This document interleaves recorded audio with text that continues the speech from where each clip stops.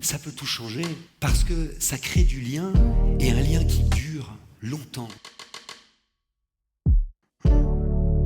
Un texte, c'est un ruisseau. Par moments, il est très lent. Par moments, il va très fort.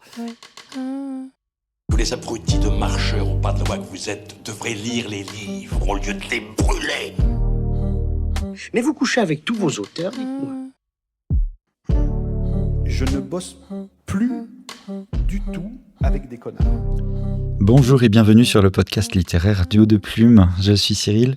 Et je suis Catherine. Bon, très content de te retrouver Catherine. C'est au moment où on enregistre, en tout cas pour nous, le début de la 3e saison, donc il y a un petit côté émotionnant, Voilà. et bonne année, etc. Bonne année. Tout ça. Mais évidemment, quand vous écouterez cet épisode, ça sera un poil plus tard. C'est ça, ce sera le printemps, mais on est bien content d'être dans cette 3e saison. C'est passé vite, hein? Ouais. Et ça fait combien? Qu'est-ce qu'on avait dit? 48 épisodes? Quelque chose de cet ordre-là, je non, crois. 26, on en est 26, on est à 52 épisodes. Ouais, Donc et c'est cool, on est content de ça. on est content et on espère que vous aussi, vous nous écoutez toujours plus nombreux, que ce soit sur les plateformes de podcast ou sur YouTube. Pensez à vous abonner, pensez à liker. Non, mais je profite, tu vois. Mais t'as raison, absolument. Il faut le faire. Voilà, il faut le faire. La Donc faisons. plupart des gens qui nous écoutent ne sont pas abonnés et ça nous aide. Ça nous rend triste. Ça nous rend triste. Non mais Bon, le fait d'avoir des abonnés comme tout le monde, enfin je sais pas, je dis comme tout le monde le sait, mais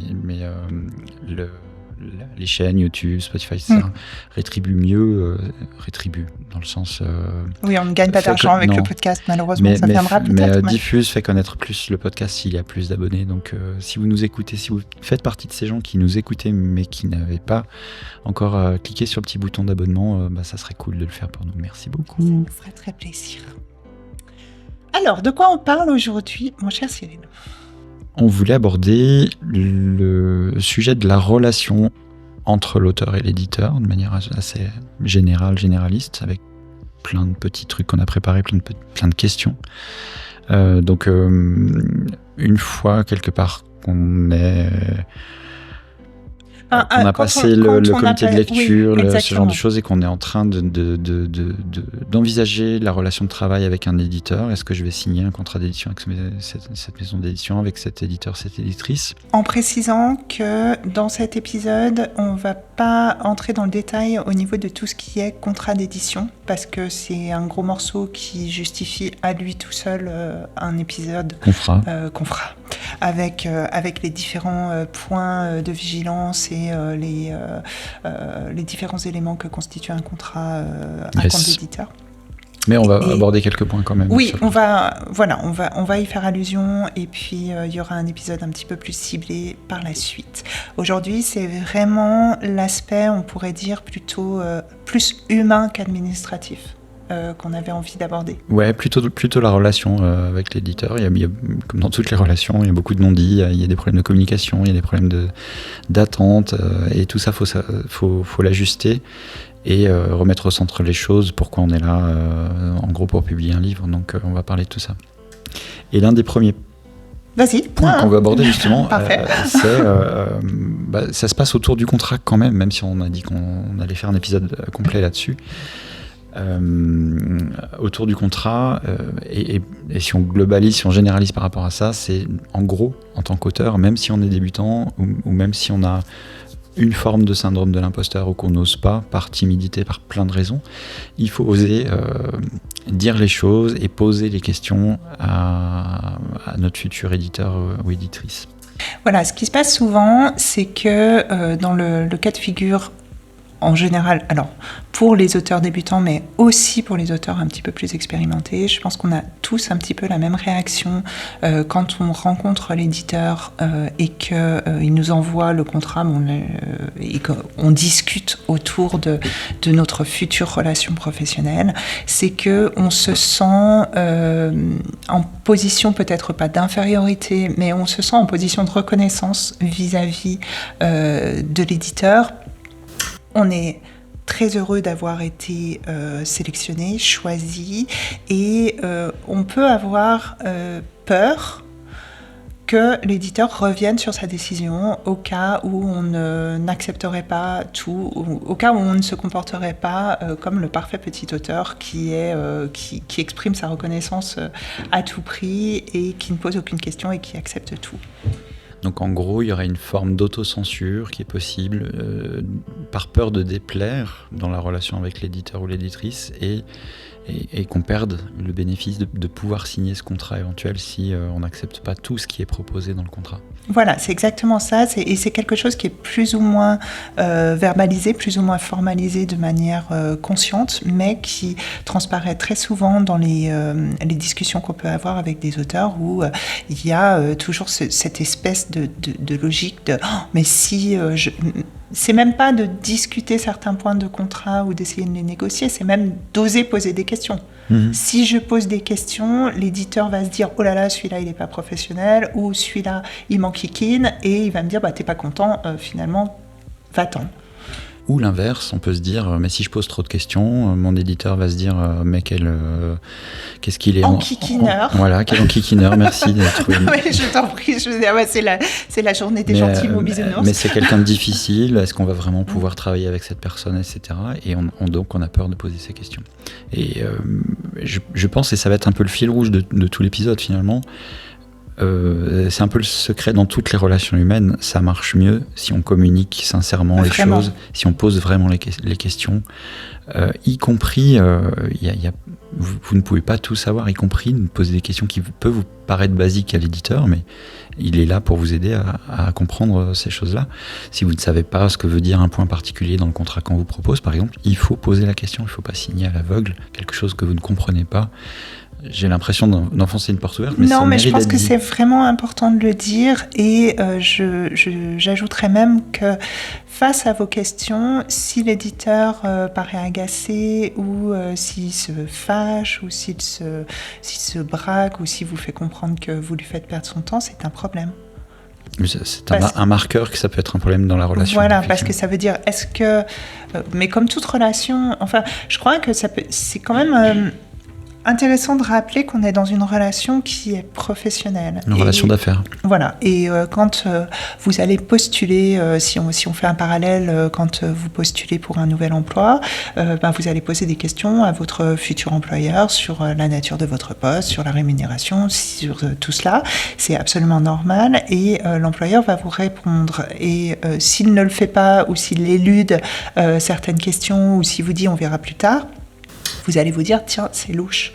C'est un petit peu la même chose pour l'éditeur. Donc, de manière générale, parce que dans la grande majorité des cas, il n'y a pas de problème particulier avec la maison d'édition, il s'attend à ce que vous posiez des questions.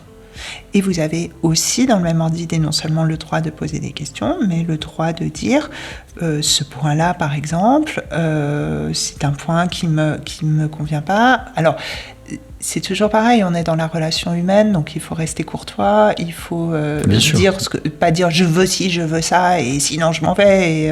Et voilà, c'est du bon sens. Mais... C'est là qu'on arrive à un point qui est que ça va être de la négociation au sens discussion avec l'autre pour arriver sur un terrain d'entente, pas au sens on négocie le prix de la patate, mais vraiment au sens voilà, je comprends pas ce point, j'aimerais plutôt l'enlever. Enfin, tant qu'on est dans la communication courtoise et respectueuse, tout est sur la table, tout est négociable. Et vous pouvez en tout cas poser la question de savoir si c'est négociable. C'est le minimum à faire. Je ne veux pas céder mes droits numériques, par exemple. J'aimerais les conserver. La seule façon de savoir si l'éditeur est d'accord, c'est de lui poser la question. C'est-à-dire de dire, je vois dans le contrat que vous m'avez proposé qu'il y a les droits numériques. Moi, j'aimerais savoir s'il y a une possibilité de faire autrement. C'est poli, respectueux. Il dit oui, il dit non. Vous en tirez les conséquences. Vous pouvez creuser plus loin, mais pourquoi non ? Est-ce qu'on peut trouver un terrain d'entente ? C'est dans ce sens-là qu'il y a de la négociation, et il faut oser le faire. Il ne faut pas s'interdire de le faire, en tout cas. Il ne faut pas s'interdire de le faire, et il faut aussi bien savoir que généralement la manière dont ça se passe, c'est qu'il y a un premier contact avec l'éditeur quand il est intéressé par votre texte, il va vous appeler ou vous contacter, et puis il va y avoir une première discussion un petit peu générale, et puis ensuite il va le plus souvent vous envoyer c'est formalisé de cette manière-là, une proposition de contrat.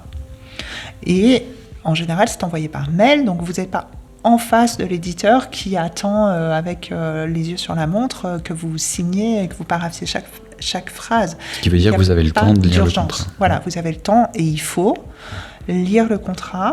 Alors c'est parfois selon les maisons d'édition, ça peut être des contrats qui peuvent être assez courts. Des fois, moi le contrat le plus court que j'ai signé, il faisait 1 page. Après, le plus long que j'ai signé, je pense qu'il en faisait 60. Oh. Ouais, parce que en fait, en plus, des fois, tu sais, t'as les annexes qui sont aussi longues. Enfin, quand les droits audiovisuels, etc. D'autres contrats, donc qui te multiplient le truc. 60 pages. Alors il y a beaucoup de choses qui sont formelles et des redites, etc. Et puis après, on a un petit peu plus l'habitude, c'est un petit peu moins nébuleux, mais vous avez le temps de lire le contrat, vous avez le temps de réfléchir, de noter. Nous, ce qu'on vous conseille, c'est imprimez-le, lisez-le, notez les points en marge que vous ne comprenez pas ou que vous avez besoin de faire développer, faites-vous aider. Faites-vous conseiller, vous pouvez partager des parties du contrat qui vous posent question avec un collègue auteur ou quelqu'un qui a un peu plus d'expérience, ou même un juriste, pourquoi pas, pour lui demander ce que ça veut vraiment dire, parce que dans le langage juridique, moi je ne comprends pas la portée des mots, et donc il faut me traduire ça en quelque chose de plus humain. Il y a souvent aussi des associations comme la Société des auteurs, je crois, c'est en France, il y a le Proliteris en Suisse, qui sont des associations auxquelles vous pouvez adhérer de manière gratuite en tant qu'écrivain ou futur écrivain, et qui proposent des services également gratuits généralement. La MEL aussi, je crois, propose, non ? C'est très possible. Effectivement, la MEL, la Maison des écrivaines, des écrivains et des littératures. On vous renvoie à notre épisode sur cette société dirigée par Abigail Serran, qu'on était allé interviewer sur place à Montaix, en Valais, l'année dernière ou l'année d'avant, je ne sais plus quelle saison. Sur une des nombreuses saisons. Sur une des nombreuses saisons, on ne sait plus, mais enfin, épisode fort intéressant que nous vous conseillons, et c'est vrai que oui, je crois qu'ils font du Donc conseil. Il y a moyen de trouver du conseil, de se faire expliquer les choses, et surtout vous avez le temps. Il n'y a pas un chrono qui est un décompte qui est en route à partir du moment où vous avez reçu le contrat. Bon, bien évidemment qu'il faut répondre dans l'année, on va dire, dans des délais raisonnables, quoi. Et quand bien même, vous pouvez très bien, on revient à la communication, dire à votre éditeur: j'ai bien reçu le contrat, je suis en train d'étudier les clauses et de me renseigner, je vous réponds dès que possible. C'est de la courtoisie, c'est de la politesse, et ce qui lui permet à lui de savoir que le contrat s'est pas perdu, exactement, pas tombé dans les spams, deux, que vous avez bien reçu et que vous y travaillez simplement avant de répondre, et c'est plus ça augure même d'une bonne relation de travail. Absolument. Avec l'éditeur ou l'éditrice. Alors justement, peut-être juste avant de passer au point suivant, est-ce que tu aurais un exemple de contrat ou d'un point d'un contrat que tu aurais renégocié juste pour illustrer les choses, où le contrat est arrivé comme ça, puis toi, ce point-là, il te plaisait pas forcément et t'as cherché à le changer? Oui, alors personnellement, c'est vrai qu'en Suisse, il y a cette particularité dans la plupart des contrats standards de maisons d'édition qui consiste à céder les droits pour toute la vie. Ça existe moins avec les maisons d'édition françaises, où en général les droits sont cédés à l'éditeur pour des durées variables, une période fixe, 10 ans ou voire moins. Et en Suisse, c'est pas le cas. Et moi, alors peut-être parce que mes premiers contrats d'édition, je les avais signés avec des maisons françaises. Moi, c'est quelque chose. Le premier contrat que j'ai signé avec une maison suisse, ça m'a sauté aux yeux. J'ai dit mais c'est quoi cette histoire? Parce que non seulement c'est tu cèdes tes droits pour toujours, et en plus tes ayants droit, tes enfants, ils continuent d'être sous le joug, si je veux dire. Même si tu décèdes, les droits sont encore... Tu décèdes, mais ils peuvent toujours pas faire quoi que ce soit de ton texte. Enfin, sur le principe, c'est quand même... moi, ça m'avait chiffonné, donc... la première éditrice que j'ai donc sollicitée sur cette question m'avait dit oui, mais c'est l'usage en Suisse, et je confirme, c'est l'usage en Suisse parce que tous les autres contrats sont venus comme ça, que j'ai eu l'occasion de signer depuis avec d'autres maisons sont venus comme ça, et moi en général je modifie la clause. Donc je modifie cette clause-là et il n'y a pas de problème. Enfin, je veux dire, on descend à 10 ans, voire à 5 ans, enfin, selon quel type de texte c'est. Il est très rare maintenant qu'il y ait un droit de préférence. Le droit de préférence, c'est dans un contrat une clause qui dit que à partir du moment où vous signez le contrat pour votre roman numéro 1, vous vous engagez à présenter préférentiellement à cette maison d'édition vos romans à venir. Et alors ça peut être le suivant ou ça peut être les 3 ou 5 suivants, enfin voilà, et que vous n'avez pas le droit de présenter le manuscrit suivant, même s'il ne s'agit pas d'une série. Bon, c'est une série, c'est un peu particulier, mais hors série, vous ne pouvez pas le présenter à une autre maison d'édition. Et c'est seulement si la maison d'édition avec laquelle vous avez signé le contrat initial refuse que vous êtes libéré de ce droit de préférence. Et maintenant, alors c'est toujours pareil.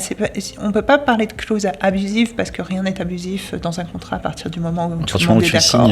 Voilà. Mais c'est une clause qui est très souvent, qui a été très souvent négociée par les auteurs à tel point que maintenant elle apparaît rarement. Enfin, moi, tous les derniers contrats que j'ai signés, il n'y avait pas le droit de préférence, me semble-t-il. Mm-hmm. Et puis après, oui, je crois que tu mentionnais tout à l'heure les droits numériques. Le fait de garder les droits sur l'e-book et sur l'audiobook. Je l'ai fait sur mes derniers contrats adultes. Sur les contrats enfants, c'est un tout petit peu différent parce que de toute façon, il y a sur les livres illustrés, de toute façon, mon l'e-book, si jamais l'e-book il sort, il y a l'illustratrice aussi, enfin, etc. Donc, moi, j'ai pas négocié ça sur mes contrats jeunesse. En tout cas, les livres illustrés. Mais sur les adultes, ouais. Voilà. Puis sinon, après, ça reste des... Donc, alors, c'est des choses que tu as fait toi, c'est pas des choses qu'on conseille à tout le monde. Enfin, modulo, si, on conseille à tout le monde de pas signer un truc à vie et vos petits-enfants et les enfants de vos petits-enfants et à la 8e descendance, le contrat est encore à la maison d'édition. Ça serait bien de, ça, je pense que c'est faire tomber ces trucs, mais c'est de moins en moins proposé dans les contrats d'édition. Et cette histoire de droit numérique, ça va dépendre beaucoup ça va dépendre beaucoup de la maison d'édition. Si une maison d'édition a un certain dynamisme à promouvoir les e-books, etc., probablement qu'ils vont le faire mieux que vous. Et puis, c'est peut-être à votre avantage de laisser les droits numériques à la maison. Si c'est une maison qui n'a pas de présence numérique, peut-être que c'est intelligent de récupérer, garder ses droits et de vous en occuper, par exemple. C'est vrai, et puis après, j'ajouterais que quelquefois, la maison d'édition refuse. Moi, ça m'est arrivé aussi sur un titre avec une maison d'édition où j'ai demandé à garder les droits et la maison d'édition m'a dit non. Parce que elle exploitait, elle a un catalogue d'e-book, mais elle a un catalogue d'e-book qui n'est pas du tout développé, avec très peu de ventes en e-book. Donc, en ayant constaté cela, je me disais, ça leur fait pas de perte particulière et, de me laisser les droits. Ils ont refusé. Après, je dirais que de toute façon, encore une fois, c'est une négociation. Donc, est-ce que c'est un point... Il faut vous poser la question à l'avance. Est-ce que le point sur lequel vous négociez, c'est un point où si on n'accepte pas vos conditions, c'est rédhibitoire et vous partez, ou alors est-ce que vous êtes prêt à lâcher sur ce point-là ? Il y a aussi, alors moi ce que je pense à titre personnel et ce que j'aurais tendance à conseiller, c'est qu'il faut choisir ses combats. Moi j'ai une amie avec qui j'ai discuté il y a pas si longtemps et qui me parlait de l'avaloir que sa maison d'édition lui avait proposé. Donc l'avaloir, pour rappel, c'est la somme que l'éditeur peut vous verser à la signature du contrat, qui est une sorte d'avance sur les ventes futures. Mais si dans un cas défavorable, le roman se vend mal et que le bénéfice des ventes, vos droits d'auteur sur les ventes ne comblent pas l'avaloir vous restera dans tous les cas. c'est pas remboursable. Donc c'est une prise de risque pour l'éditeur parce que s'il n'arrive pas à couvrir ses frais, il vous aura quand même versé une certaine somme. La valoir, c'est pas quelque chose qui est nécessairement dû, ça dépend de la taille de la maison d'édition, ça dépend de la notoriété de l'auteur, ça dépend de plein de choses. Et mon ami a fortement négocié son avaloir pour des raisons qui lui sont absolument personnelles, et on lui avait proposé plusieurs milliers de francs, et elle n'est pas débutante, elle a déjà un bon bagage et une certaine notoriété, et elle m'expliquait qu'elle ne s'était pas garée pour dire non, moi je veux un avaloir. Elle avait triplé son avaloir dans ses demandes. Et elle me disait, et toi, tu l'avaloir, on est proches, donc on a vraiment une discussion très ouverte. Et elle me disait, et toi, ton avaloir, etc. Et puis je lui disais, ça ne fait pas partie des choses sur lesquelles je me bats. Mais c'est absolument personnel, c'est-à-dire que moi, si j'ai un avaloir, c'est bien, et j'aime bien avoir un avaloir, mais je pars un peu du principe que de toute façon, si tout va bien et si le livre fonctionne bien, les sous, ils vont rentrer ultérieurement. Donc, c'est pas tellement là-dessus que j'ai envie de me battre. Je préfère me battre sur des choses qui sont pour moi plus importantes, comme notamment garder les droits numériques, etc. Donc, c'est absolument personnel à ce point de vue-là. Et je crois qu'il faut... à l'inverse, une personne... Et c'est le cas d'ailleurs de mon ami, une personne qui vit de sa plume. Moi, j'ai un métier à côté, donc le fait de toucher une somme d'argent à la signature du contrat n'est pas pour moi vital. Pour elle, qui vit de sa plume exclusivement, la chose est un petit peu différente, et je peux totalement comprendre qu'elle négocie davantage sur ce point-là, par exemple. Donc tout ça pour illustrer le fait que je pense qu'on ne peut pas tout négocier à la fois, et moi je préfère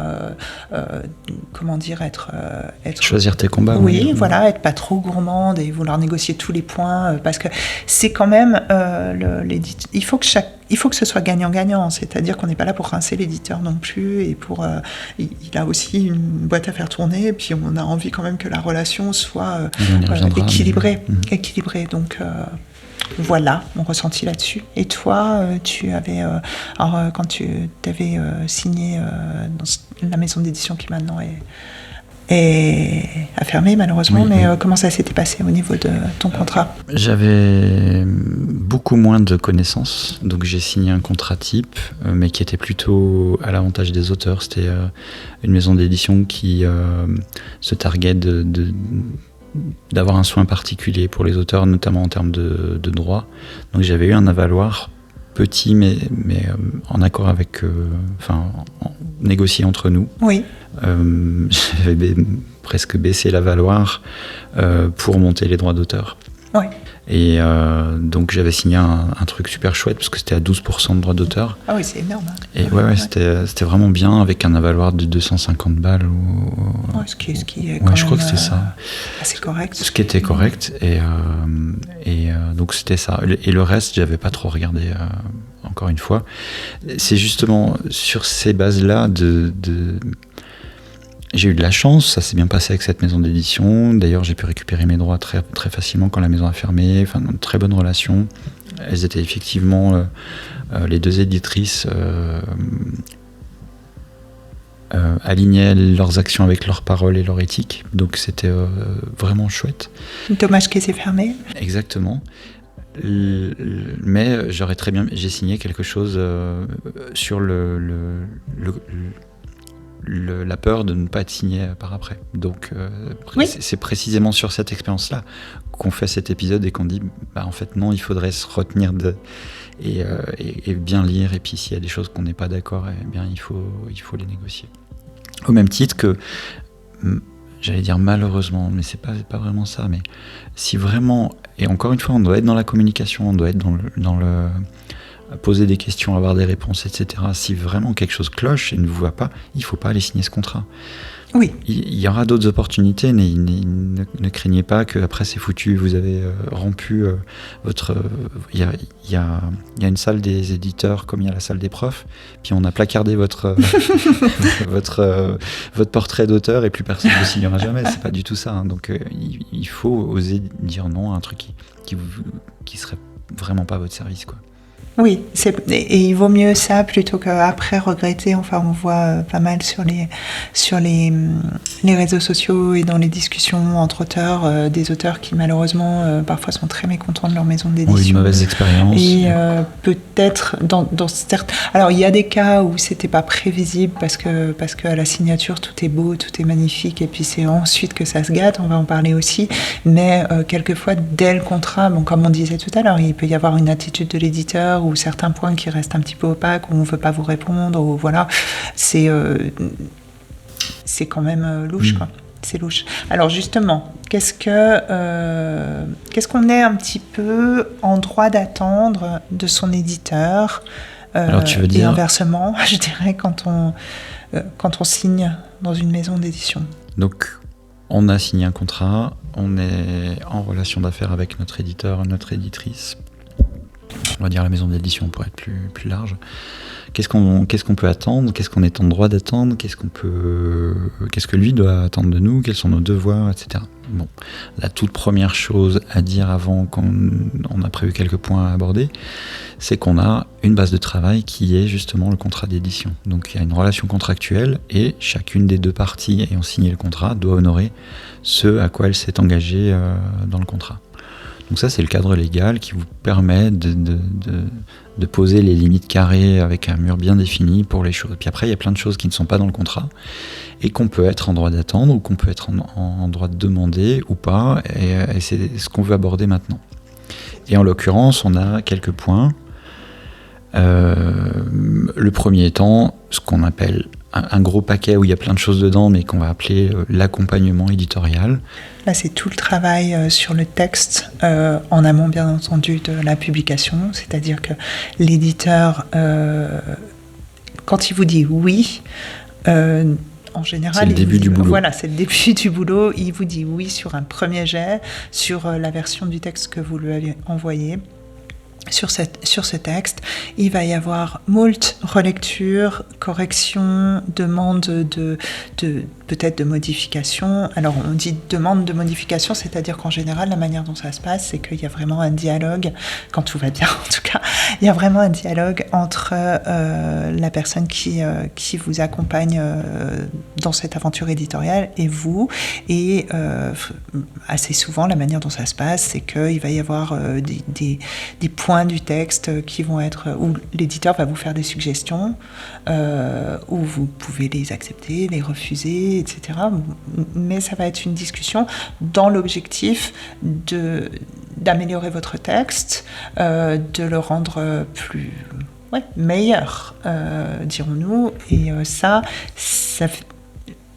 on peut dire que c'est le premier atout d'une maison d'édition, par opposition, par exemple, à l'édition indépendante, où on est un peu plus isolé pour faire ça. On est un peu plus isolé et on doit faire appel à des prestataires.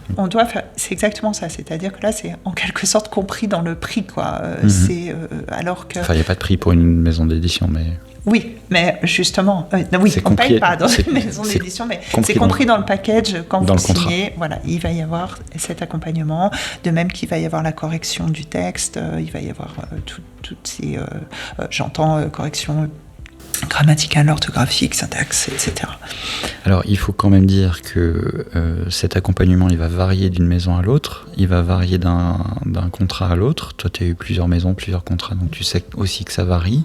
Ça dépend de plein de choses. C'est pas tant par rapport au contrat que ça varie en fonction de la taille de la maison, et de voilà, est-ce qu'il y a, on y reviendra aussi, est-ce qu'il y a une seule personne qui fait tout dans la maison d'édition, ou est-ce qu'il y a une grosse équipe avec plusieurs éditeurs qui vont suivre chacun un certain nombre d'auteurs, quelle est aussi l'expérience de l'éditeur, parce qu'il y a des éditeurs qui sont dans des petites maisons d'édition, qui sont des passionnés, qui sont des libraires, qui sont des... on a interviewé une jeune femme dont vous l'écouterez bientôt, l'épisode, Lara Ghost, qui est correctrice et qui est chroniqueuse littéraire à la base et qui se lance pour monter sa maison d'édition. Ça n'est pas le même... alors c'est pas moins pas bien, hein, c'est pas ce que je veux dire, mais c'est une manière d'aborder le texte qui va être différente d'une personne qui a fait des études spécifiques, qui a fait des formations spécifiques d'accompagnement éditorial. Donc on n'aura pas... C'est surtout à ce point de vue-là que ça dépend, pas tant par rapport au contrat, je dirais. Non, c'est ce que je voulais dire par tu as eu plusieurs contrats, c'est tu as eu plusieurs maisons d'édition. Ouais, surtout plusieurs maisons d'édition. Selon les maisons, oui. tu vas avoir un accompagnement qui va être différent et qui dépend de ce qu'on a dit. Beaucoup des capacités physiques, des capacités de travail de l'éditeur. C'est clair qu'une maison d'édition qui tourne avec un éditeur principal, un assistant et un comité de lecture, s'il y a une trentaine d'auteurs à corriger, c'est plus long et il y a peut-être moins de travail qui est possible. Là où une grosse maison qui a plein d'employés, peut-être qu'il y aura plus de travail sur le texte. C'est des choses aussi qu'on peut demander à l'avance avant de signer le contrat, demander à connaître avec qui on signe le contrat, comment vous fonctionnez, est-ce qu'il y aura un travail éditorial sur mon texte ou est-ce que vous allez juste faire des corrections, etc. Si vous n'avez pas la réponse, il faut poser la question, il faut oser la poser. Et puis il faut se dire que je pense que il faut pas voir cette partie d'accompagnement éditorial avec des corrections potentielles, des demandes de modification comme quelque chose de négatif, bien au contraire. C'est vraiment... Non, là pour le coup, une fois que le contrat est signé, on est dans un partenariat et les deux vont dans le même sens. Exactement. La maison d'édition, l'auteur, le sens étant d'atteindre un texte qui est le meilleur possible pour séduire le plus de lecteurs et de lectrices possible. Voilà, mais vous êtes absolument, mais tout en restant toujours libre d'accepter ou de refuser les suggestions qui sont faites sur des arguments de part et d'autre. On discute. Et c'est même une partie, moi, que je trouve une des plus intéressantes du travail sur le texte. Parce que ça provoque aussi une réflexion sur pourquoi on a fait les choses. Et souvent, parce qu'ils ont pas mal d'expérience, les éditeurs, les éditrices, ils vont soulever des points auxquels on n'aurait pas forcément pensé tout seul en construisant son histoire, en écrivant son texte. Et ça nous force à réfléchir à ce qu'on a fait et à se dire mais est-ce que vraiment c'était mon intention ? Et puis il peut vous conseiller pour vous dire mais si ton intention était telle, il aurait fallu tourner la phrase de cette manière ou des choses comme ça. On peut aller aussi fin que ça ou aussi global sur la structure. Si ton intention était de faire un truc rythmé, il vaut mieux découper les chapitres comme ça. Donc c'est vraiment des conseils, mais toujours dans le but de faire le meilleur livre possible. Exactement. Donc ça fait partie des prestations fournies, je dirais, par l'éditeur. Qu'on est en droit d'attendre. Absolument. On est en droit d'attendre une certaine disponibilité de la part de l'éditeur. Alors, toute proportion gardée, il faut être raisonnable, c'est-à-dire si on l'appelle à 2h du matin, il ne va peut-être pas répondre. Mais, à contrario, c'est quand même... bien quand on envoie un mail de ne pas rester dans le vent pendant 6 mois et ça fait partie là aussi de la relation de base de travail et quelquefois c'est pas si simple effectivement, mais bon, ça je trouve que ça fait partie, disons, c'est des choses qui ne sont pas qui ne sont bien évidemment pas mentionnées dans un contrat, mais qui font partie de la bonne relation et du fait qu'on va se dire je vais rester avec cette maison. Enfin moi je trouve que c'est un point super important pour moi de savoir que mes éditrices sont disponibles. Et que voilà, si j'envoie un mail... Disponibles dans le sens où elles vont répondre à une requête. Elles répondent ou à une question, etc. Elles sont réactives. Alors je ne leur demande pas de répondre dans l'heure, mais bien souvent elles me répondent dans l'heure. D'ailleurs. Ça dépend des maisons. Ça dépend des maisons. Moi j'ai la chance d'avoir une maison d'édition, enfin les maisons d'édition dont je parle et dans lesquelles je suis actuellement sont des maisons d'édition où les éditrices sont employées à temps plein par la maison d'édition, ce qui n'est pas toujours le cas. C'est-à-dire que dans des petites maisons d'édition, l'éditeur, il est comme la plupart des auteurs, il a un travail alimentaire et bien souvent, la maison d'édition, c'est bénévole ou quasiment, et bien souvent, ils se payent pas. Ils répondent quand ils peuvent. Et ça peut s'entendre aussi. Mais là aussi, c'est bien si si vous le disent, quoi. C'est-à-dire Ou vous posez la question à ce moment-là. Exactement, ou peut-être si le mail arrive 10 jours plus tard, à l'occasion, quand vous le revoyez, vous dites il y a quand même eu pas mal de délais, puis ça peut ouvrir la discussion à comprendre qu'il y a aussi d'autres choses, mais il ne faut pas que vous soyez oubliés, vous avez quand même le droit d'avoir des réponses, surtout en phase d'édition, oui. Oui, voilà, d'édition et puis de pré-lancement. Dire qu'après, quand votre livre est sorti depuis 6 mois, on peut comprendre que... les relations vont un peu s'espacer. Exactement, et puis si vous envoyez un mail, il y a moins d'urgence que pour le gars qui sort son bouquin la semaine prochaine. Oui. C'est normal. On attend de l'éditeur, et puis là c'est souvent un peu un point d'achoppement, qu'il fasse de la promo et qu'il fasse les relations médias, qu'il contacte les journalistes, qu'il envoie des services presse.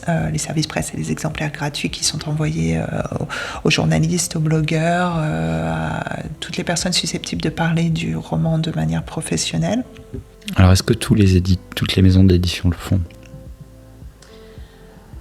Non, toutes les maisons d'édition ne le font pas. Parce que là, on vient de dire, on est en droit d'attendre ça, mais il y a des maisons d'édition qui n'ont pas les moyens de le faire, par exemple. Moi, j'aurais envie de dire, moi, c'est vraiment un point qui me fait tiquer, en fait. Moi, ça me ferait tiquer une maison... Mais justement, il faut y en avoir discuté avant, et puis dire... moi, c'est des questions que je pose, personnellement. Combien il y a de services presse ? On peut poser la question, dire, voilà, combien vous envoyez de services presse ? Votre réseau, c'est quoi ? Une maison d'édition qui n'envoie aucun service presse, ou qui en envoie 10, ou qui dit à l'auteur, parce que ça peut arriver aussi, l'auteur a en général, à la signature du contrat, des exemplaires d'auteurs, c'est-à-dire qu'il y a des auteurs, c'est pas obligatoire, mais c'est l'usage, il y a des livres, qui sont offerts à l'auteur, qu'il n'est pas censé vendre, mais qu'il peut donner à son entourage. Alors, selon les contrats et selon les maisons, ils sont plus ou moins généreux. Ça peut être entre 2 et 10, disons, en gros. Et parfois, les maisons d'édition, elles disent, moi, j'envoie pas de service presse, mais tes exemplaires auteurs, tu peux les envoyer, libre à toi de les envoyer à tes frais, à des journalistes.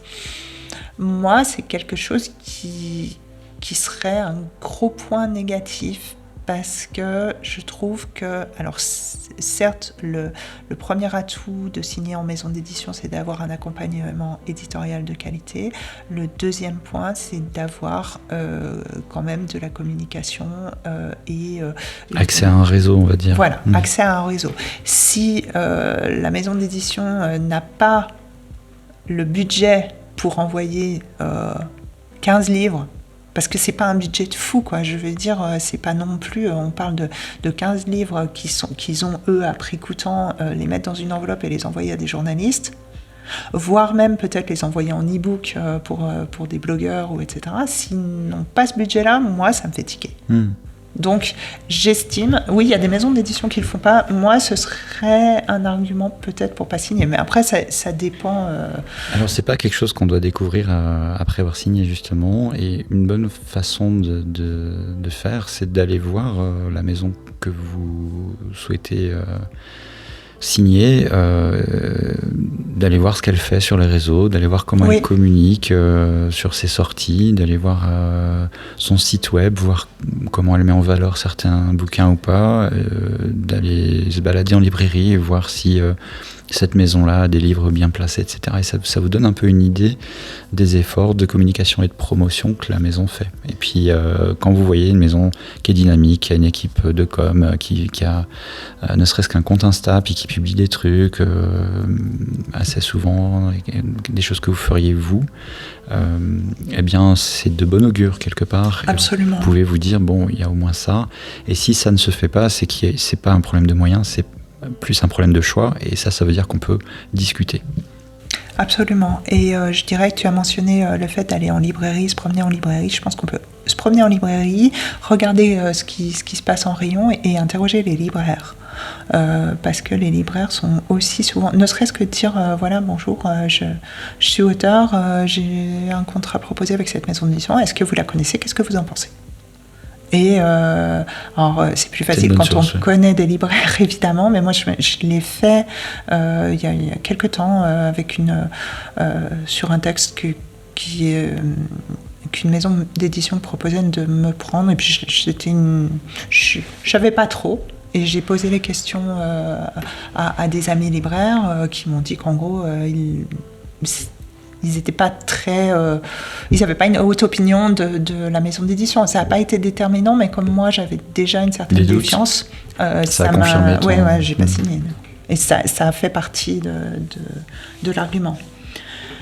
Donc après, il y a aussi, quand on intègre une maison d'édition, on intègre aussi une communauté d'auteurs. Et alors, je dirais que ça, c'est pas nécessairement quelque chose qu'on est en droit ou pas en droit d'attendre de sa maison d'édition, parce que il y a des maisons d'édition qui sont très fortes pour fédérer les auteurs et puis créer vraiment un esprit de famille. Et puis il y en a d'autres qui ne le font pas et où il n'y a pas de communication entre les auteurs et voilà, donc c'est pas quelque chose qui est rédhibitoire si ça n'existe pas, mais quand ça existe, c'est chouette. C'est un plus, quoi. Ouais, c'est Comment un plus. tu t'en rends compte de ça, à part discuter avec d'autres auteurs? Parce qu'il y a, alors je pense particulièrement à Ozu Suisse, notamment, qui est très esprit de famille. Pour ça, il y a très souvent, il y a dans les festivals déjà, c'est vrai que ça se ressent. Ouais, ça se ressent. L'équipe est vraiment c'est très cocooning, quoi.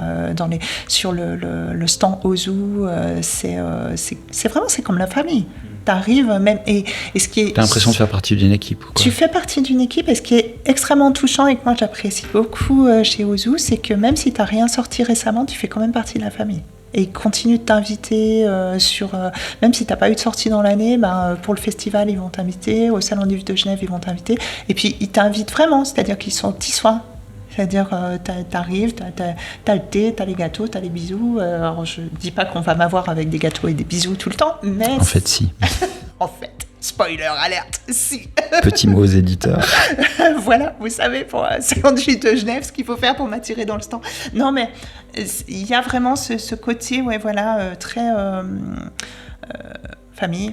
Ouais. Mais c'est pas toutes les maisons, et Ozu c'est un poids lourd du marché jeunesse, donc c'est aussi une grosse maison qui a peut-être les moyens de faire ça.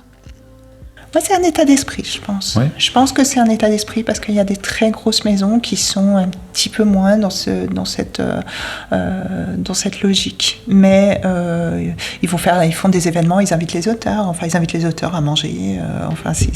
Voilà. Encore une fois, je parle, c'est l'appel du ventre. Moi, on me paye à bouffer, c'est bon, je signe. Moi, tant que je peux boire un coup et manger ma pizza, c'est ça, vous je avez viens compris. sur le stand. Hein. Voilà, tiens. Non, mais n'empêche, c'est sympa. Oui, bien sûr. Regarde le stand du Gaëlig au Salon du Livre de Genève, on est les premiers à attendre l'heure de l'apéro. C'est vrai qu'on débouche quelques bouteilles. On le fait. Mais on le mérite. Absolument. C'est fatigant, Genève. Il faut quand même, la fin de journée, on est content d'avoir l'apéro. Bref. Ensuite, on a noté aussi un volet discussion sur l'avenir, la carrière, les livres suivants. Je trouve ça intéressant. Alors, moi, c'est hors de ma portée, parce que malheureusement, la maison a fermé, j'ai pas pu discuter. Tu veux dire quoi par ça ? Je veux dire que c'est toujours intéressant d'avoir cette discussion avec l'éditrice. Alors, c'est difficile de demander comment vous voyez les choses, est-ce que vous me gardez sur 10 bouquins, mais dans la discussion, tu comprends assez vite quand ils capitalisent sur leurs auteurs, si j'ose dire, dans une perspective de carrière, et pas seulement on voit si ça marche ou si ça marche pas, et puis tu t'en vas si ça n'a pas marché. Il y a des maisons... Parce que l'impression qu'on peut avoir, c'est que maintenant, c'est comme ça. Oui. L'époque qu'on vit, avec autant de sorties, avec autant de baisse de l'attention, avec certains disent moins de lecteurs, moins de lectrices, etc. On a l'impression que maintenant le marché est comme ça et que on verra, si tu vends bien, on te signera peut-être un autre, et sinon, on se permettra de te dire au revoir aussi. Et ça, bon, en fait, on dévie peut-être un petit peu quand même du sujet, je suis en train de me dire, parce que c'est évidemment pas quelque chose qui va être dit en amont. C'est qu'on va s'en apercevoir un peu devant le fait accompli, parce que c'est délicat quand vous êtes à la phase de signature de contrat de dire et si je fais un flop, est-ce que tu me gardes ? Est-ce que tu me gardes quand même ? Donc je pense que là, il y a quand même, il faut avoir vos limites dans le communiquer, oui, mais communiquer intelligemment. Donc c'est pas une question qui se pose, mais là aussi, je pense que ce que tu disais tout à l'heure, de se renseigner un petit peu, de fureter, de voir ce que disent les auteurs de la maison, et c'est vrai que c'est quand même rassurant quand on voit des auteurs qui se disent ok, t'es dans la maison, nous ce qu'on souhaite c'est que tu restes avec nous et qu'on construise quelque chose ensemble. Il y aura des livres qui marcheront, il y en aura d'autres qui marcheront moins bien, on va pas te virer si ça marche un petit peu moins bien, voilà. Maintenant c'est pas dit de manière aussi explicite que ça, mais on va dire dans un monde idéal, puisque là c'est on traite de qu'est-ce qu'on est en droit d'attendre d'un éditeur. Dans un monde idéal, on aimerait un éditeur qui nous soutienne et qui soit derrière nous, même quand on n'a pas des succès. Voilà, même quand on n'a pas des succès, parce que finalement, on partage... il me semble qu'on partage, ou du moins on devrait partager la responsabilité entre auteurs et éditeurs, tant de la réussite que de l'échec. Oui, et puis je crois qu'il faut, quand on parle un peu long terme comme ça, être assez réaliste et factuel sur de quoi on parle. Cette maison d'édition, quand vous discutez avec une personne qui travaille pour la maison d'édition, et c'est pas dit que la personne va rester pendant des années dans cette maison d'édition. Ouais. Il y a certains éditeurs ou éditrices qui vont d'une maison à l'autre au gré de leur carrière, par exemple. Et l'engagement qu'aurait pris une éditrice avec toi de te dire moi je crois dans ce que tu fais, puis je vais t'accompagner le plus possible. Si elle change de maison ou autre chose, elle reste dans la maison, mais la direction de la maison ou la direction commerciale de la maison d'édition change, ça peut changer les choses. Donc on en revient encore à notre fil rouge, qu'il faut rester dans la communication, et c'est pas parce qu'on vous a dit une chose une fois que c'est vrai jusqu'à la fin des temps. Il faut reposer les questions, il faut être continuellement dans la discussion pour savoir ce qui se passe. Absolument, mais c'est toujours je pense que si on me donne un conseil à ce point de vue, c'est qu'en tout cas, si vous avez en tête l'idée de ne pas être l'écrivain d'un seul roman, et que votre envie, c'est vraiment d'avoir une carrière et d'écrire d'autres livres, ça paraît bête, mais c'est pas forcément évident. Il y a des gens, ils écrivent un seul roman et voilà, ou ils mettent 10 ans à l'écrire et puis donc le prochain ce sera dans 10 ans. Ou alors vous avez d'autres manuscrits dans des tiroirs et vous avez plein d'autres idées, etc. Je parle pas forcément d'une série. Une série, c'est un peu différent et ça peut faire peur à l'éditeur. Mais des one-shots, différentes idées, etc., il faut pas hésiter à le dire à l'éditeur. Et je dirais en amont, quand on le rencontre, moi c'est toujours quelque chose que j'ai dit. Je dis, voilà, on parle de ce texte-là, sachez que j'ai d'autres textes que j'ai dans des tiroirs qui sont presque finalisés, j'ai des choses qui sont à venir, qui pourraient correspondre à la ligne de la maison, et j'ai toujours eu... Alors, je ne dis pas ça... Il ne faut pas s'attendre à ce que l'éditeur dise « Super, attendez, je vais faire des photocopies, on va signer 4 contrats ». C'est pas ça. Mais c'est toujours agréable pour l'éditeur, puisqu'on savoir que t'en as un peu voilà, pied, quoi. Et on est à ce stade-là, dans la période lune de miel, où tout le monde veut y croire. Et donc, si ça marche, il dit si ce roman-là fait un succès, me dire que mon auteur peut m'en fournir un autre dans un délai raisonnable, et qu'avec un peu de bol, il sera dans le même ordre d'idée, qui fera un succès aussi, c'est cool pour l'éditeur. Donc, c'est un argument qui peut plaire et qui peut rassurer l'éditeur aussi. Il ne faut pas s'empêcher d'en parler, en tout cas, si on a des textes de réserve. Absolument. Est-ce que tu pitches un projet, par exemple, à ton éditrice avant de le commencer, qui serait dans sa ligne, etc.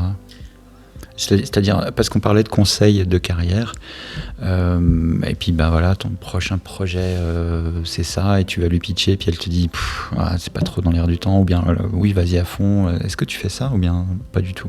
Alors, tu veux dire on est d'accord que c'est dans une fois perspective, que le premier, t'es dans la maison. On a quoi. une relation Ouais. installée avec l'éditeur, et puis peut-être t'en as publié 2, je sais pas. Ouais. Même au bout du premier. Est-ce que tu pitches le suivant ? Oui, Pourquoi ? clairement. Alors, parce que... mais c'est mon cas particulier à moi, mais parce que moi, j'ai toujours... Mais on fait que ça, on fait que... Ouais, on partage on nos n'a pas de loi expériences. universelle à proposer. C'est vrai, on partage nos expériences, tu as raison.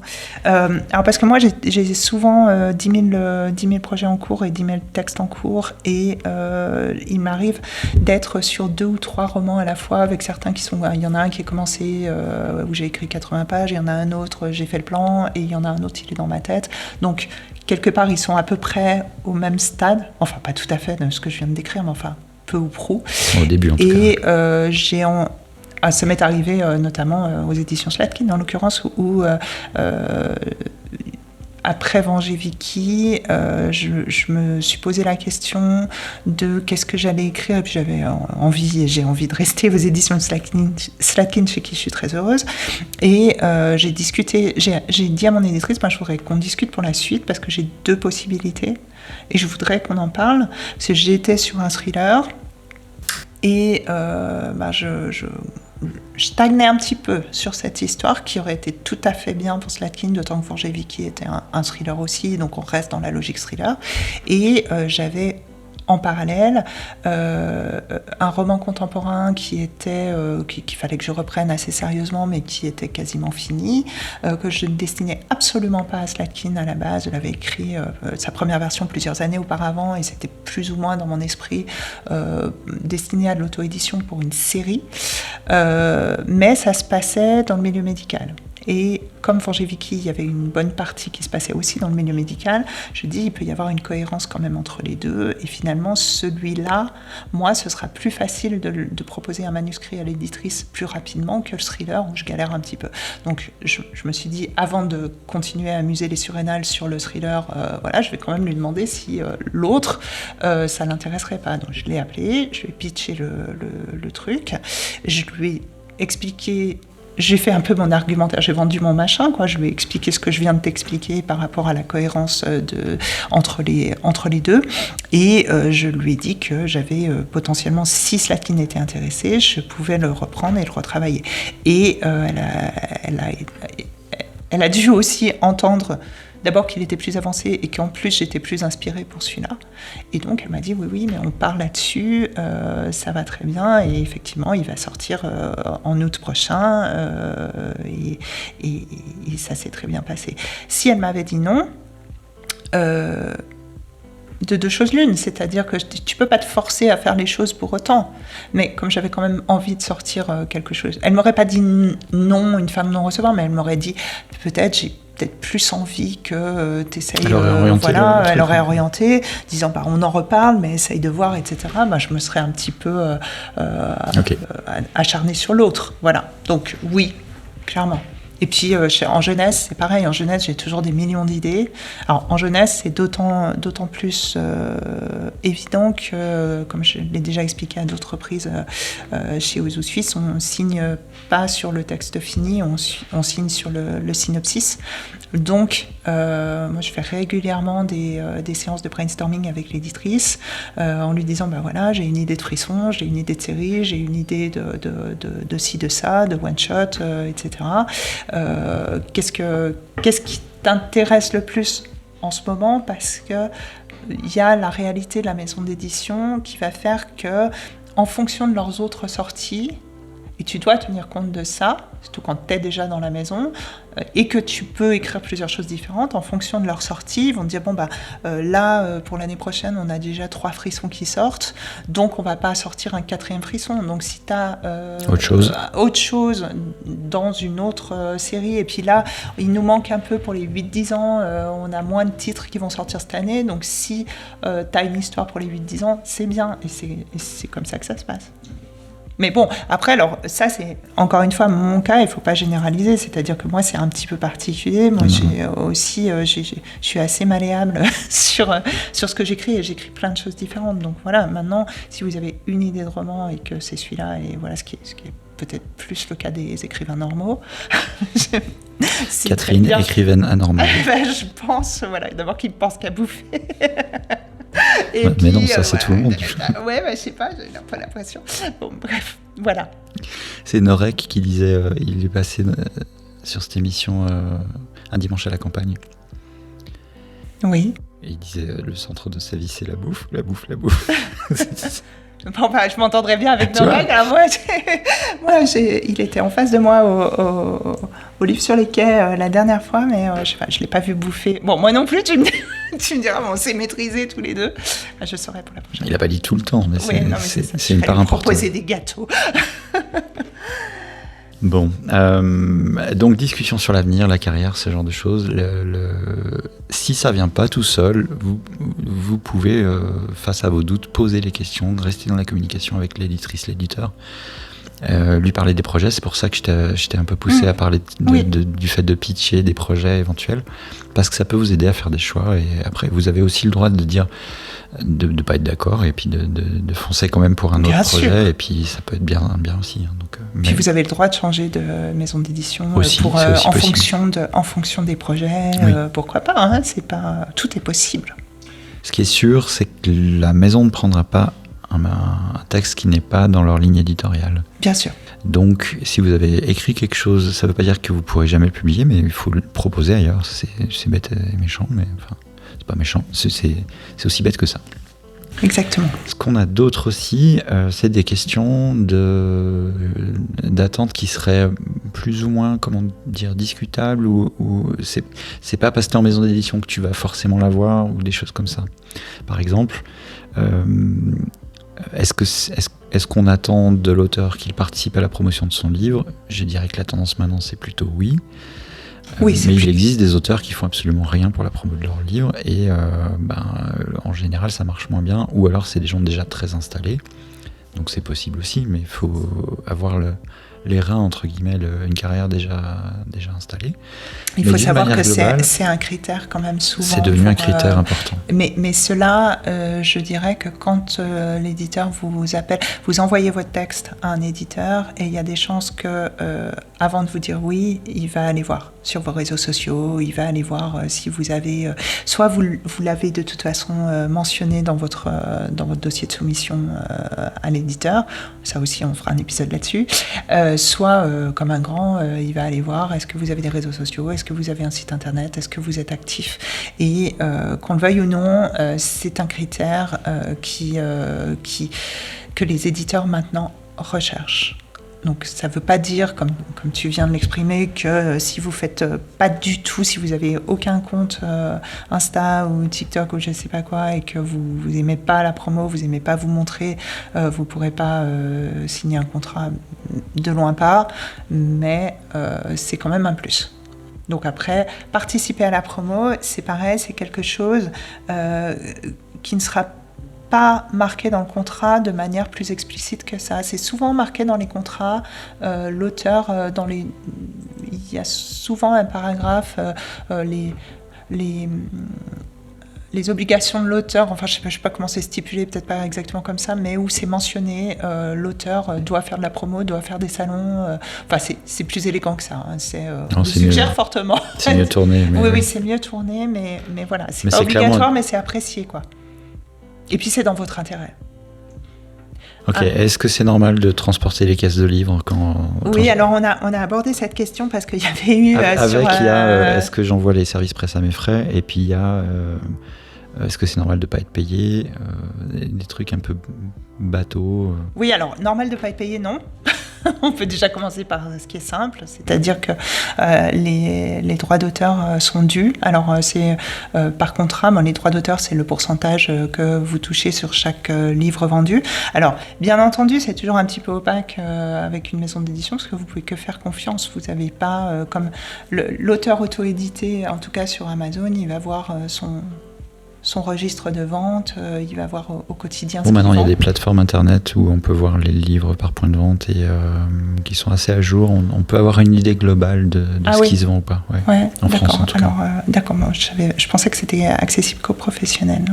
Non, a priori pas. D'accord. Bon, alors, il y a moyen de savoir et bien entendu, l'éditeur est tenu de payer les droits d'auteur de ses auteurs avec un délai qui est contractuel et qui est généralement long. C'est-à-dire que généralement les rééditions de comptes, elles se font d'une année sur l'autre. C'est 18 mois. Ou 18 mois. C'est une année après l'année de signature du contrat et c'est en juin de l'année suivante. Donc ça peut être 18 mois, ça peut être jusqu'à 2 ans avant de toucher ses premiers droits d'auteur. Maintenant, c'est précisé dans le contrat. Voilà, du coup la réponse c'est 1, ça dépend du contrat, 2, oui c'est normal de ne pas être payé pendant par exemple 18 mois tout de suite, etc. À part la valoir si vous en avez négocié un. Par contre, si ça, fiez-vous à votre contrat, si ça dépasse la durée qui est prévue, il faut aller faire des requêtes auprès de l'éditeur, de savoir ce qui se passe et puis de comment. Et ça ne devrait pas. Normalement, c'est pas à l'auteur de réclamer ses droits d'auteur. C'est le travail de l'éditeur qui doit le faire. Okay. Donc ça, c'est certain. Maintenant, par contre, le reste, les trucs un peu zone grise, comme aider à la mise en place d'un salon, qu'est-ce qu'on imaginait, est-ce que tu envoies tes services presse à tes frais? Oui, c'est possible, mais on en a parlé un petit peu, c'est normalement quelque chose qui est fait par la maison d'édition. Absolument, de même que de payer tous les frais de transport, d'hébergement en cas de participation à des salons loin. Donc, je dirais que dans l'idéal, c'est la maison d'édition qui assume ses coûts. Je dirais que quand c'est une grosse maison d'édition très installée, qui a pignon sur rue, c'est normal que ce soit elle qui paye et encore faut-il s'en assurer et puis ça, encore une fois il faut poser la question mais souvent c'est mentionné dans le contrat et vous n'allez pas devoir non plus aider à transporter les livres ou ce genre de choses parce qu'ils ont des employés qui sont payés pour le faire. Pour certains, il y en a certains où ils sont oui mais je disais sur la grosse maison d'édition. Sur la grosse pardon. Voilà. Maintenant sur la petite. Je t'écoute pourtant. Oui. Mais ouais, moi je te sens distrait. C'est pourtant passionnant ce que je raconte. Oui. Alors. Donc sur la maison plus petite. La maison plus petite, il faut peut-être aussi savoir faire preuve de discernement et de bienveillance. Et c'est pas parce que s'il y a s'il y a une personne sur le stand d'un salon pendant 3 jours et que le temps qu'elle aille faire pipi, elle vous demande de tenir la caisse ou de pitcher les livres, ou voilà, c'est pas criminel. Maintenant, si pendant toute la journée, elle vous demande de tenir la caisse en alternance avec elle, de pitcher les livres des auteurs qui sont pas présents ou que sais-je, oui, là, on commence à être dans le travail dissimulé. C'est ça que tu as employé comme terme. Oui. Ouais. Et là, c'est juste pas normal. Donc, non. Maintenant, voilà, filer un coup de main, je veux dire, c'est du même ordre que quand vous êtes invité à un repas de boîte et à la fin quand tout le monde se lève et qu'on rentre à la maison, et ben vous ramassez les verres vides et vous les mettez à la poubelle. C'est pas pour autant que c'était au staff de le faire, mais je sais pas, on aide. Moi, en tout cas, c'est quelque chose qui me choque pas à partir du moment où c'est pas systématique et où vous n'êtes pas utilisé pour autre chose. Et où il y a de la communication autour, c'est-à-dire on vous demande et on vous explique, quoi. On a un malade, est-ce que c'est OK pour toi d'aider? Enfin, évidemment que vous allez dire oui. Donc, encore une fois, c'est toujours rester dans cet outil de communication et dans se dire les choses, et c'est ce qui fait que ça fonctionnera le mieux. Exactement. Et puis après, je pense qu'il faut être très très clair. Quand on vous dit... vous êtes invité à un salon, alors généralement ça vient... Soit c'est le salon qui vous invite directement, mais généralement ils vont passer par votre maison d'édition et votre maison d'édition va vous dire bah voilà, t'es invité à tel salon. Donc vous êtes invité, donc le stand, ça c'est personne ne paye. Enfin c'est soit la maison d'édition, soit le salon, et ça vous allez bien entendu pas payer. Maintenant se pose la question effectivement du déplacement et des frais d'hébergement. Vous êtes absolument en droit de poser la question parce que la réponse n'est pas toujours évidente. Donc c'est est-ce que votre déplacement est payé par la maison d'édition ou par l'organisation du salon, et est-ce que l'hébergement est payé, et s'il est payé, comment ça se passe ? Est-ce que vous êtes sur un lit de camp chez l'oncle Michel ou est-ce que vous êtes dans un hôtel ? Et est-ce que ça va être des sandwichs à midi ou un resto ou est-ce que c'est à vos frais ? Enfin voilà. Enfin bref, posez les questions. Posez les questions et sentez-vous libre. Si ça ne vous convient pas, si c'est à 200 bornes de chez vous et qu'on ne vous paye pas vos frais de déplacement et que vous n'êtes pas super motivé pour aller à ce salon, vous n'y allez pas. Et c'est un choix. OK. Et c'est Bien sûr. OK, et c'est pas pour autant que vous aurez, normalement, d'expédition punitive de la part de l'éditeur. Parce que c'est ça aussi, des fois on peut craindre, se dire mais si je refuse, je vais être catalogué, Qu'est-ce qu'ils vont penser de moi ? on va plus rien me proposer par la suite, etc. Alors c'est sûr que si vous refusez à chaque fois, au bout d'un moment, on va moins vous proposer des trucs parce qu'on saura que vous dites toujours non. Mais encore une fois, c'est une question de dialogue. Vous pouvez aussi mettre vos limites et dire moi je vais faire les événements que si mes frais sont pris en charge ou que si c'est à tant de kilomètres de chez moi ou que je peux rentrer dormir à la maison, enfin que sais-je. Il faut dialoguer. Mais rien n'est scandaleux dans tout ce qu'on a cité, à part ne pas payer l'auteur. Ce qui existe et ce qui malheureusement peut exister avec des maisons d'édition qui ont pignon sur rue. Et ça, c'est inacceptable dans tous les cas.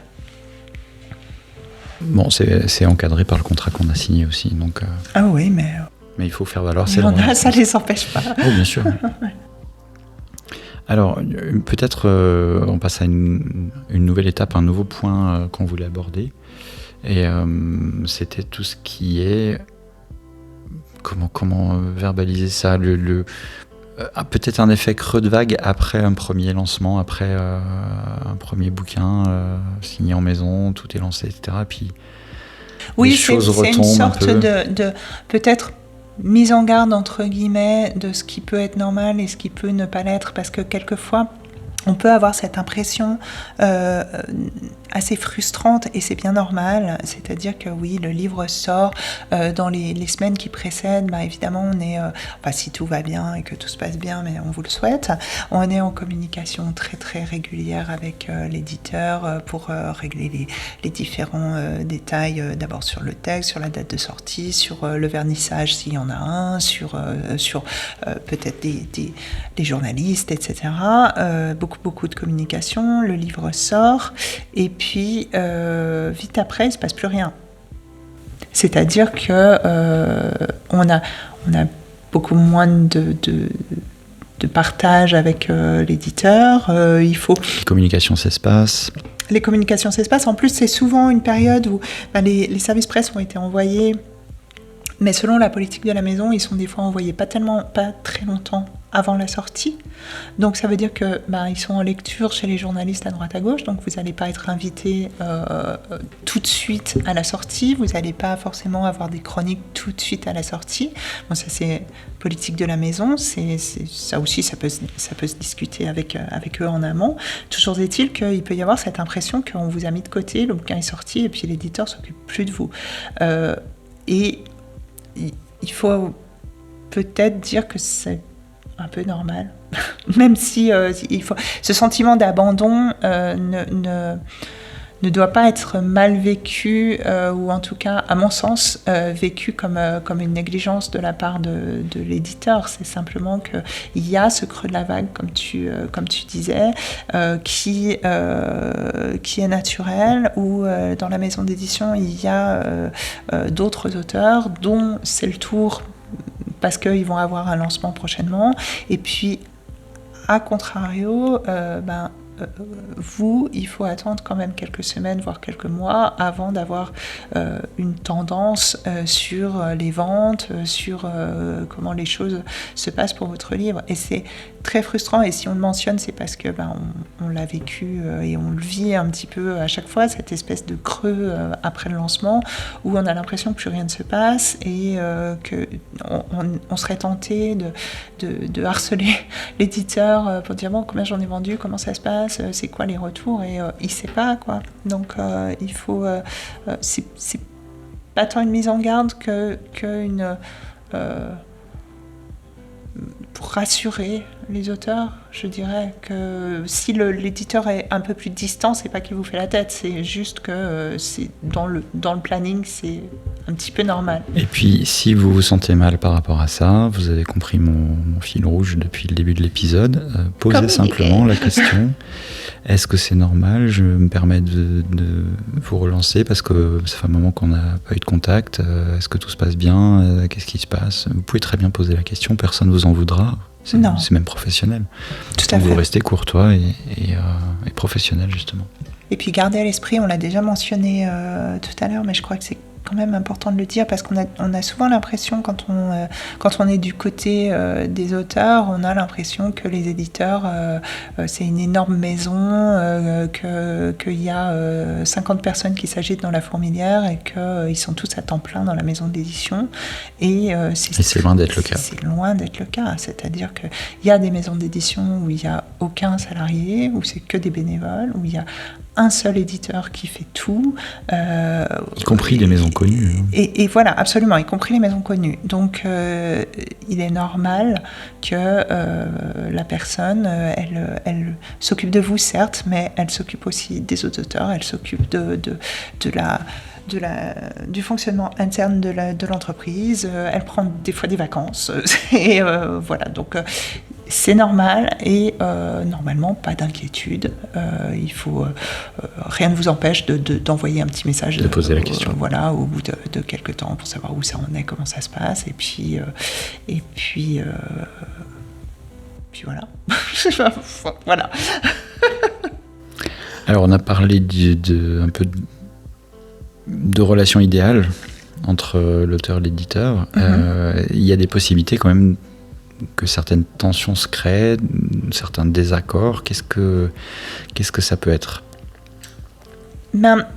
En fait, il peut y avoir un malentendu qui vient du fait que l'auteur et l'éditeur n'ont pas nécessairement les mêmes priorités. De manière très résumée, tous les deux ont envie que le livre marche, mais peut-être que l'éditeur il va plus être sur quand même une préoccupation commerciale et de pérennité de son entreprise, alors que l'auteur il va surtout voir l'aspect succès auprès du lectorat, bon retour de succès d'estime comme on dit, bon retour par rapport à la qualité littéraire de son roman, etc. Donc il peut y avoir des frictions ou une frustration de la part de l'auteur qui peut ne pas comprendre pourquoi l'éditeur ne met pas un budget comme de dizaines de milliers de francs sur l'auteur, ne lui paye pas des salons incroyables, n'a pas d'article, enfin pourquoi est-ce qu'il n'est pas invité à la grande librairie là tout de suite, etc. Il faut savoir quand même que d'une part l'éditeur n'a pas de prise en général sur ce que font les journalistes ou ce que font les blogueurs. Il envoie les services presse, mais il ne peut pas obliger un journaliste à faire une chronique. Et puis, en termes de budget, il a en général un budget global pour tout ce qui est promotion et dépenses inhérentes à la communication et au lancement du roman, qui est global pour tous les auteurs. Et dans la plupart des maisons, il y a des auteurs phares, des auteurs qui fonctionnent un petit peu comme les locomotives, parce que c'est eux qui vont faire vendre, parce qu'ils sont déjà installés, ce sont des auteurs à succès, ils assurent la trésorerie, disons, de la maison, et ils permettent aux éditeurs d'éditer des romans dont le succès est plus incertain parce que parfois l'auteur soit débute, soit c'est un roman qui est dans une niche ou qui est particulier, ou ces fameux ovnis littéraires dont on parle quelquefois. Et s'ils les publient, c'est justement parce qu'ils ont à côté des auteurs best-sellers qui assurent la pérennité financière de l'entreprise, et ils peuvent se permettre de publier, même si c'est un flop, flop, et même s'ils sont à perte d'un point de vue financier. Donc, c'est pas dramatique, mais il faut comprendre que on va mettre plus d'argent quand même dans la promotion et la publicité pour l'auteur de star certains de auteurs. la maison que pour le petit nouveau. Voilà. Et puis si vous débutez et si vous nous écoutez, il y a des chances plutôt que vous soyez le petit nouveau, même si je ne doute pas que Joël Dicker et Amélie Nothomb nous écoutent. Mais Ça faisait longtemps qu'on n'avait pas cité Joël Dicker. oui, c'est pour ça. Je me suis dit quand même Joël, voilà, dont on Je continue me suis d'espérer dit, qu'il nous écoute. C'est Dry January, Qu'est-ce qu'elle va dire est-ce qu'on va faire C'est ça. Mais si, mais Joël, on peut le citer. Ce n'est jamais une erreur de citer Joël Dicker. Joël, si tu nous écoutes, bonne année. Voilà. Donc. Ouais, donc tout ça pour dire effectivement que il y a des auteurs un peu plus avancés dans la carrière. dans disons. leur carrière et qui vont bénéficier peut-être d'une autre promotion que vous qui êtes au début ou au milieu de votre carrière. Et il faut comprendre le fonctionnement d'une entreprise qui est la maison d'édition, qui a des besoins de succès commerciaux aussi, et qui a des besoins de rentrée d'argent, puisqu'elle en sort pour prendre le risque de publier le vôtre et d'autres textes qui seraient d'une qualité littéraire indéniable et d'une diversité importante pour la culture, mais qui ne seraient pas forcément des succès commerciaux. Et ce qui permet de faire les deux, c'est justement d'avoir des baleines, des grosses locomotives qui permettent de rentrer un peu plus de cash. Donc on peut être reconnaissant envers des gens dans mon genre comme Chatham Granger, Bien sûr. Tillier, etc. Et non pas jaloux, parce que grâce à eux, il y a des auteurs à qui on va donner leur chance, parce que justement ils rentrent un peu d'argent dans les caisses de l'éditeur, et ça permet de faire tourner l'entreprise. Et puis peut-être Donc, on n'est pas à l'abri que si on est à un moment donné dans cette position du jeune auteur sur lequel on parie pas vraiment, mais que et on peut prend, faire et puis ça peut être le futur Chatham. Donc C'est possible. voilà, et c'est tout ce qu'on vous souhaite. Donc ces tensions qui peuvent éventuellement apparaître entre l'auteur et sa maison d'édition, en général, sont sur des incompréhensions de ce type-là et sur des attentes sans communication de la part de l'auteur. Je m'attends à ce que j'ai plein de promos, à avoir un 4x3 dans les rues de Paris, et je le vois pas arriver, et en fait, c'est pas forcément l'objectif. Non, voilà. Donc Donc et c'est pas pour juste autant un problème d'alignement. Et si votre éditeur le fait pas, c'est pas pour autant un mauvais éditeur. Et je change et je dis du mal sur les réseaux sociaux parce que ça. Et c'est... Après, si vous Voilà. avez un 4x3 dans la rue de Paris, prenez-le. Ouais, alors oui, Pourquoi là pas. par contre, restez avec l'éditeur autant faire se peut. Peut-être. Donc, pardon. Vas-y. Non, j'allais dire ce qui nous amène justement à la question de rester de la c'est ça. suite. C'est-à-dire que... Point fidélité, loyauté, est-ce que je reste, à partir du moment où j'ai signé avec mon éditeur, est-ce que je reste à vie sur ce genre et sur cette maison-là ? Je crois qu'on est Ou est-ce libre que je des deux papillonne ? côtés. On est libre des deux côtés. Déjà, tu l'as mentionné tout à l'heure, il y a pour les auteurs multigenres, comme toi et moi, il y a déjà cette question de la ligne de la maison d'édition. Alors, comme vous le savez, il y a des maisons d'édition qui sont généralistes, c'est-à-dire qui publient de tout, comme Albin Michel, chez nous... Mais pas dans les mêmes Zoé, collections, mais oui, qui publient de tout. Exactement. Et puis, il y a des maisons d'édition qui sont spécialisées en polar, qui sont spécialisées en romance, en historique, toutes sortes de genres. Eh bien, il est bien évident que si vous avez écrit une romance et que vous êtes dans une maison d'édition qui ne publie que de la romance, si le suivant c'est un thriller, vous pouvez toujours leur proposer, mais ils ne vont pas le prendre. Parce que ça n'a pas de sens dans leur ligne éditoriale. Ils n'ont pas la clientèle pour ça, ils n'ont pas... Dans ce cas-là, du coup, c'est OK de proposer une autre maison d'édition. Okay. Absolument. C'est OK de toute façon aussi dans les autres cas de proposer à une maison d'édition si on a envie. Je crois que comme dans beaucoup de choses dans la vie, l'essentiel c'est de faire les choses pas par hasard et de les faire avec intention. C'est-à-dire que... Quant à moi, je trouve que dans l'idéal, quand on peut rester avec une maison d'édition si ça se passe bien. Moi, si on se sent bien quelque part. Voilà, on va rester et puis on va nouer justement ce fameux droit de préférence qui est aboli dans la plupart des cas.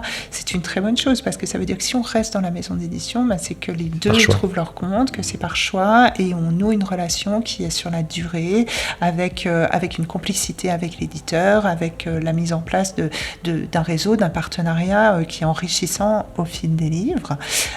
Il peut y avoir aussi de très bonnes relations entre l'auteur et l'éditeur, mais quand même, à un moment, on va changer pour des raisons qui peuvent être absolument logistiques et matérielles. Enfin, moi, j'ai quitté ma première maison d'édition parce que j'ai déménagé en Suisse et que c'était une maison qui était dans la périphérie de Lyon et il n'avait pas de distributeur et pas de diffuseur.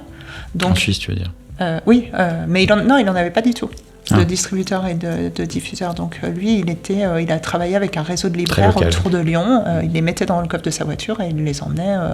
Voilà, c'était son choix. Ça se passait très très bien et c'était du coup très très régional. Donc il y avait pas. En gros, les libraires ne pouvaient pas obtenir mes livres en Suisse. C'est un gros argument pour changer. Donc, j'ai changé pour cette raison. Il peut y avoir, on peut changer parce que non pas on s'entend mal encore une fois avec l'éditeur, mais on va acquérir une notoriété qui va faire qu'on va pouvoir aspirer peut-être à un petit peu plus gros, avec une maison d'édition qui a un peu plus de moyens, qui a un peu plus de visibilité, qui fait des tirages un peu plus importants, là où la maison initiale a pas les moyens, certaines maisons n'ont pas les moyens de faire un tirage à 2000 exemplaires. Si vous avez cartonné sur votre premier livre avec des ruptures de stock partout et que tout le monde attend le suivant et que vous faites une com incroyable, soit votre éditeur il fait en sorte de casser la tirelire et d'avancer et de prendre un risque, soit il peut pas le faire parce que ça met son entreprise en péril. Et à ce moment-là, moi, je crois que les deux comprendraient assez aisément que vous alliez dans une maison d'édition qui a les reins un peu plus solides pour vous accueillir. Par exemple, je ne sais pas si tu penses à d'autres exemples. On pourrait en trouver plein, je pense, mais peut-être si on généralise un peu le truc, si on est bien dans une maison d'édition, dans sa relation avec l'éditeur, etc., je pense qu'il faut consolider ça. Oui. Ça va toujours dans le même sens. Et puis, pas hésiter à changer si on a une raison... bonne, on va dire. Changer avec intention, c'était une bonne expression que tu as utilisée. Après tout, c'est toi qui utilisais cette image tout à l'heure. C'est un peu comme un employeur. Il y a un bout de carrière que vous allez faire avec votre employeur actuel, et puis si on vous offre une meilleure opportunité ou que vous avez envie de réorienter votre carrière, il est probable que vous allez changer d'employeur. C'est un peu la même chose avec une maison d'édition. Et ça serait tout à fait valable. Le tout, c'est de le faire avec courtoisie, dans la communication, avec la relation contractuelle qu'on a actuellement avec la maison d'édition, puis voilà. Et généralement, ça se passe très bien. Et heureusement. Et c'est vrai que même quand on... Alors, bien sûr qu'il il peut y avoir des petits pincements quand même. Faut aussi... on reste humain. Mais c'est vrai qu'en général... C'est normal d'avoir des désaccords, c'est comme dans un couple, dans une relation d'affaires, il y a des désaccords, il faut juste en parler pour les désamorcer et pour avancer. Et puis essayer de ne pas se fâcher, mais ça c'est vrai dans la vie en général, oui. Il faut éviter d'avoir des gens avec qui on se fâche, parce que surtout que le milieu littéraire est un petit milieu, donc si vous fâchez avec votre éditeur avant de partir chez le suivant, le premier vous le croiserez en salon, ça n'avance à rien. Ça n'avance à rien. Donc, Alors c'est bien, ça me permet avant la conclusion d'arriver sur un tout petit point, un dernier point qu'on discutait. Ne pas se battre avec son éditeur. Non, vas-y. Non, mais c'était le positionnement dans la communication avec l'éditeur. Oui. Que tu souhaitais aborder aussi, et c'est si j'ai bien compris, et tu me reprends peut-être, mais l'idée c'est qu'après tout, l'éditeur est venu vous chercher, entre guillemets, enfin vous lui avez proposé votre texte, mais il a choisi d'accepter votre texte et de vous proposer ce contrat d'édition, et à partir de ce moment-là, c'est pas que ça vous met en position de supériorité par rapport à lui, ou que lui est en position de supériorité parce que c'est l'éditeur et que vous n'êtes, entre guillemets, que l'auteur, mais on a plutôt une relation qui devrait être d'égal à égal par rapport au projet qui est porté, qui est celui d'amener le livre vers les lecteurs.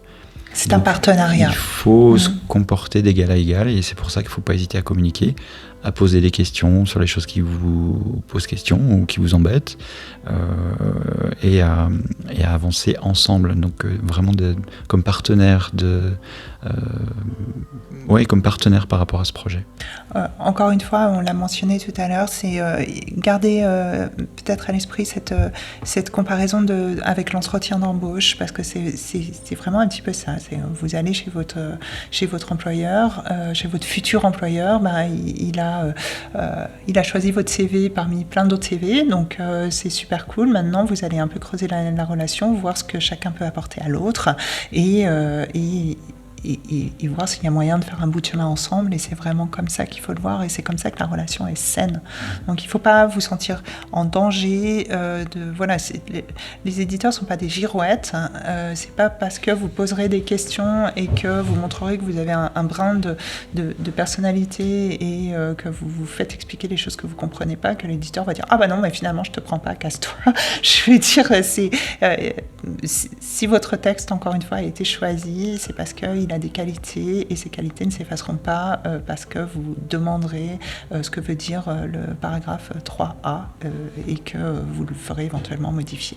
Donc c'est comme cela que je pense il faut aborder les choses avec les maisons d'édition. On reparlera de ces questions de contrat, par rapport au contrat, parce qu'il y a quand même des choses à savoir, et puis il peut y avoir... À l'inverse, alors, on a brossé dans cet épisode un portrait plutôt tout à fait positif des éditeurs et des maisons d'édition, et je pense que c'était important de le faire parce qu'on voit souvent fleurir sur les réseaux sociaux des réflexions que je trouve assez violentes vis-à-vis des éditeurs, souvent par méconnaissance, et alors que souvent ils font bien ce qu'ils peuvent et ils font au mieux. A contrario, il y a aussi des escrocs, ou sans aller jusqu'à ce terme osé, en tout cas des gens qui sont pas très honnêtes ou qui ne privilégient pas l'intérêt de l'auteur. D'une certaine forme de pouvoir. Et il faut savoir les repérer et ne pas se faire entourlouper. Donc pas être complètement naïf, mais absolument. Moi je pense que globalement le portrait positif qu'on dresse est plutôt exact. Oui, je pense que c'est assez réaliste. En tout cas, ça correspond, nous, à notre vécu, si je puis dire, et puis notre vécu qui ça fait quand même quelques temps qu'on est dans le milieu, donc avec objectivement, nous, ce qu'on a pu croiser. Bon, après, on sait pour autant qu'il y a des éditeurs qui, même en maison d'édition dite à compte d'éditeur, donc il faut être vigilant, mais c'est pas forcément... Enfin, c'est très bien d'être en maison d'édition aussi. Voilà, pour la conclure. Super, faites-le. Ouais. Faites-le, c'est trop bien. C'était génial. Bon, voilà. C'est donc la fin de cet épisode, chers auditeurs. Ceci dit, est-ce qu'on a une conclusion ? Je regarde ce qu'on a marqué dans la conclusion. Et bien que une maison d'édition, voilà, toutes vos relations avec des maisons d'édition ne sont pas forcément faites pour durer toute la vie. Si elles durent, c'est parce que chacun y trouve du bénéfice et du plaisir. Et puis, si un jour vous décidez de partir, il ne faut pas le vivre comme un échec, c'est juste une évolution sur le chemin de votre carrière. Et puis, rejoindre notre tout début et notre fil rouge qui est de rester dans la communication. Absolument. C'est ce qui marche le mieux, c'est de mettre au carré les attentes de l'éditeur comme celles de l'auteur, et c'est la seule façon d'avancer dans le même sens, c'est d'être clair avec ce que l'autre attend.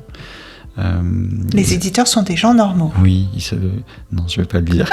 non, tu ne vas pas le dire. Les éditeurs sont des gens normaux, et on vous renvoie d'ailleurs à notre épisode avec Alexandre Regat des éditions Encre Fraîche, qu'on a reçu il y a quelques temps. Alors on l'avait reçu surtout pour son premier roman comme auteur, mais on a quand même, il nous a fait la gentillesse de partager avec nous quelques points au sujet de sa maison d'édition qui, je pense, illustre assez bien le propos. propos. On recevra prochainement Francis-Antoine Niquille, qui est l'éditeur des éditions Montsalvant, qui est un éditeur très actif et présent depuis pas mal de temps en Suisse romande, avec qui on discutera de tous ces points-là pour illustrer un petit peu le propos d'aujourd'hui. Pour accompagner cet épisode. Voilà, absolument.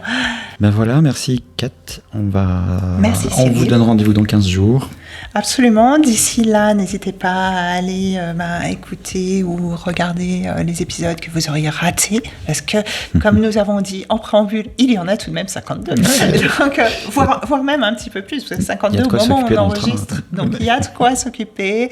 Abonnez-vous, likez, partagez, et puis n'hésitez pas à nous faire des retours, nous poser vos questions si vous en avez. Si on a oublié des points. Tous les messages. Parfois, on est un petit peu long à la détente pour vous répondre, mais on vous répond, c'est promis. Et on apprécie beaucoup tous vos retours et vos commentaires. Et on vous dit à dans 15 jours. À dans 15 jours, merci Catherine, salut. Salut.